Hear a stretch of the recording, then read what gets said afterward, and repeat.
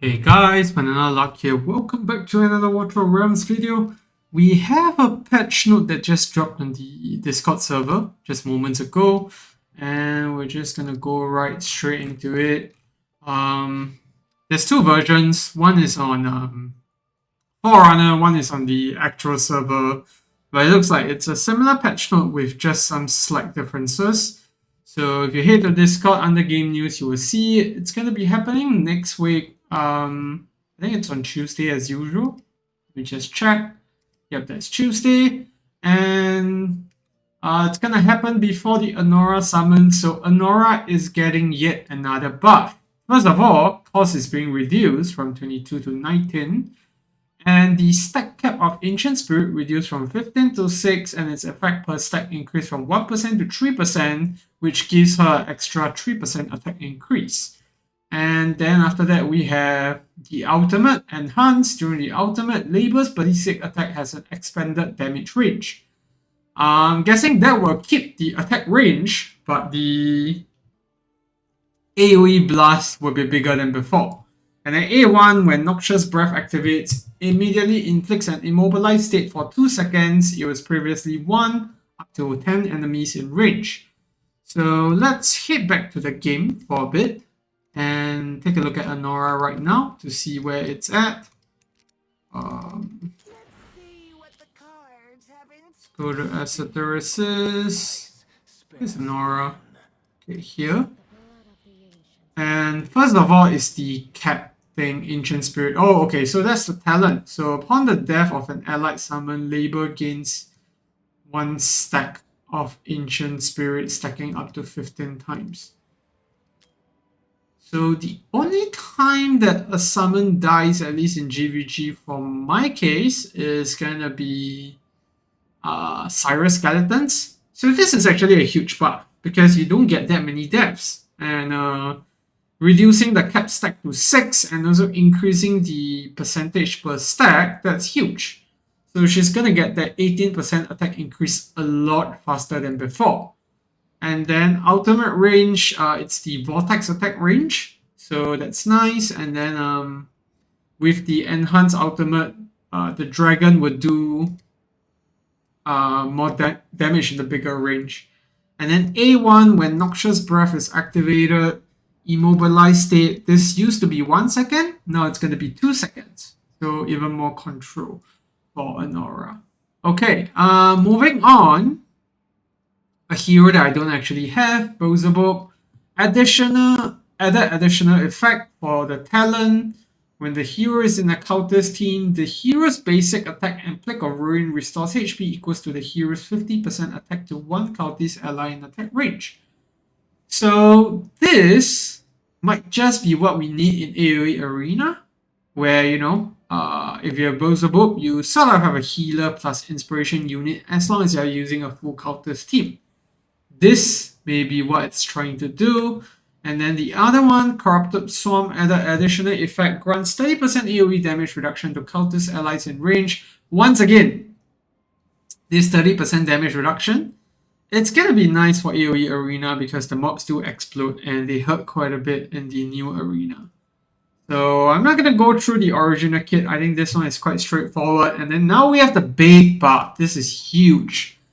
Beatrix, the Shadow Collector enhancement. So first of all, cost reduction, exactly the same as Anora, and then added new faction, Esotericis. So it's very clear the game is going towards the direction of buffing Esotericis units. And I think even before the Esotericis lot comes, I can already tell you for sure that, Beatrix is going to come in very handy for GVG. Why do I say that?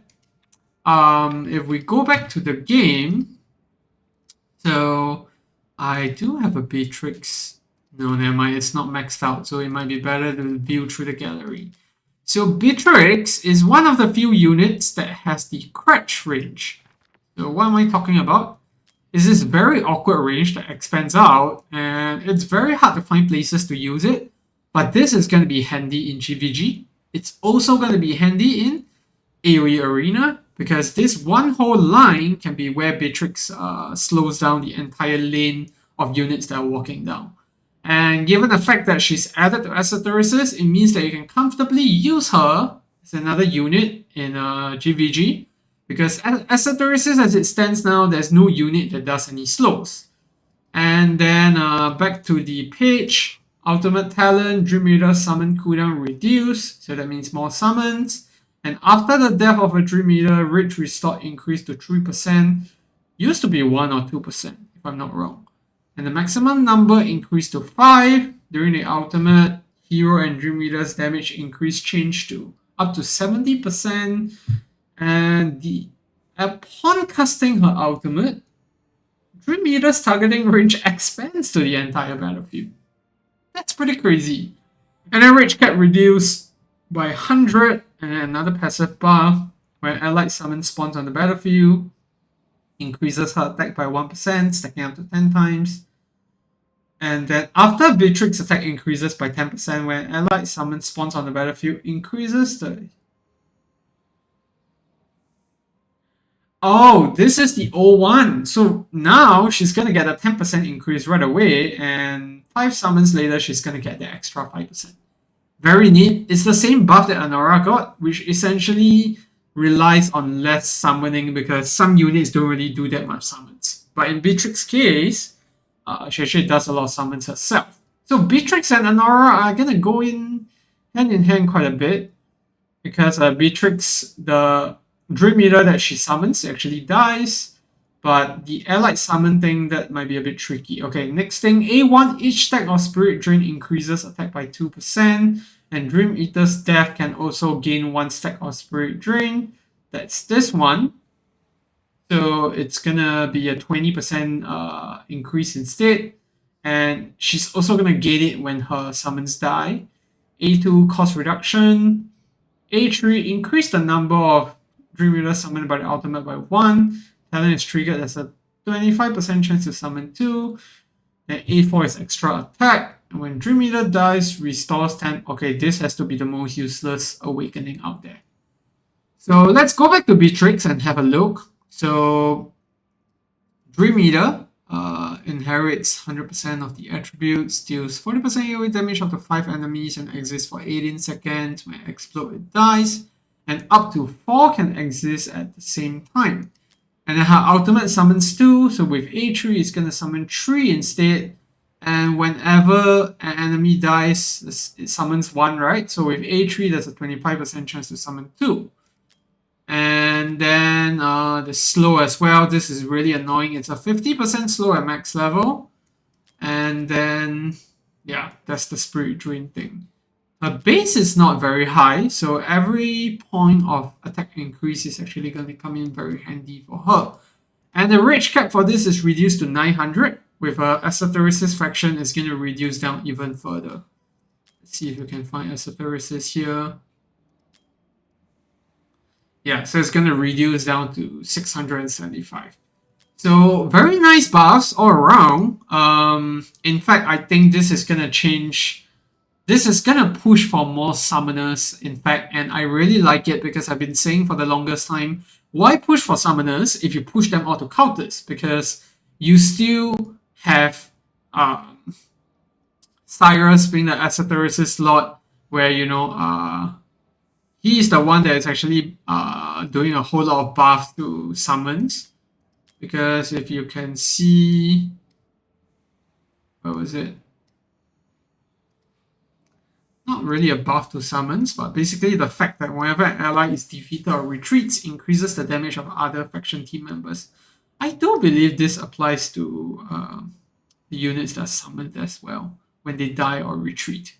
So I do think that summoners work really well with this. I could be wrong, but that's my hunch. And of course, because of the fact that, you know, Cyrus is an absolute beast of a tank, and Malvera doesn't, you know, come close, you still want Esoterisis units here for that reason. So yeah, that's really neat. And then after that, if you go back, there's nothing much actually, just Tower Deception launching on 21st, blah blah blah. And if you go to Forerunner News, there's a bit more extra stuff. There's this new Guild War plan, attack code and plan storage.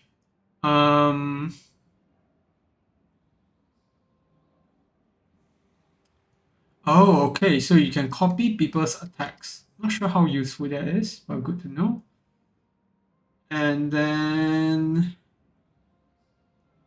plan restrictions used within the same matchmaking server and season. Okay. Interesting. Don't know how that will work because all those stuck in GVG at the moment, so I don't know how this imports will work. And then there's a bunch of other buffs here as well. Increased Mithril drop in AMR, increased Demon Soldier drop rate in Drake's Chasm, whatever. And reduce the difficulty of defeating Abyss 1. I don't think this refers to the boss itself. I think it refers to, the total HP that Abyss. So right now, you need everyone to hit 20k each in the entire guild to take down Abyss 1. I think that's going to reduce that. Now, optimize the acquisition difficulty for certain demon soldiers, probably balancing out the drop rates. Optimize instant victory performance. I do agree this was taking a bit long to load, so that's good. And then added early wave refresh rules to gear rate 3 and promotion rate for marksman. When all the monsters in the current waves are limited, next wave will spawn early, so that's going to shorten gear rate 3 significantly because it was one of the gear rates where, you couldn't really cheese it to make it faster at the moment. So yeah, pretty lengthy patch note. There was a lot of things going on with Beatrix. Obviously, they are pushing hard for Anora. They really want people to summon for Anora next week. And I think these are very good reasons for you to summon for her. I actually never realized that this Ancient Spirit stack was so hard to obtain. With this new buff, it's going to be way easier for her, so that's really nice. And yeah, I'm looking forward to it. Let me know what you're most excited about this patch notes. This is the Forerunner one. You can see on Discord. It's basically without the guild and the other section if you look at the official game news one. Also, Tower Deception is coming, so that's going to be exciting. It's a monthly event, so yeah. We're going to see whether it's going to behave the same as the Endless Spiral, where, gear and levels don't matter, or is it going to be like a gear thing again where you have to have the absolute best gear to unlock everything. So yeah, that's gonna be it for the video. Thanks for tuning in, and I'll see you in the next one. Goodbye.